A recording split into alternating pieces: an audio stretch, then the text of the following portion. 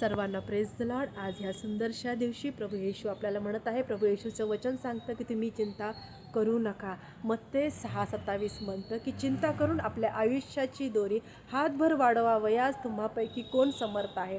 यानं प्रभू येशू म्हणतो की तुम्ही कुठल्याही गोष्टीची काळजी करू नका, तुम्ही कुठल्याही गोष्टीची चिंता करत बसू नका की माझ्या घरामधली परिस्थिती कधी सुधारणार, जे मला आजार लागलेला आहे तो आजार माझ्यापासून कसा दूर जाणार, जे आम्हाला झालेलं कर्ज आहे ते कर्ज कसं फिटलं जाईल प्रियानो. आणि हा विचार करत बसू नका की माझ्या लेकरांचं आयुष्य कसं चांगलं होणार आहे.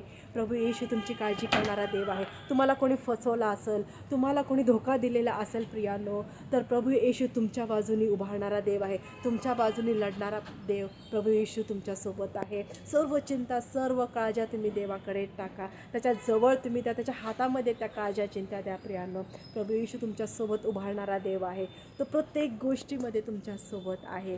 हालेलुया. तुम्ही कुठल्याही गोष्टीची चिंता करत बसू नका.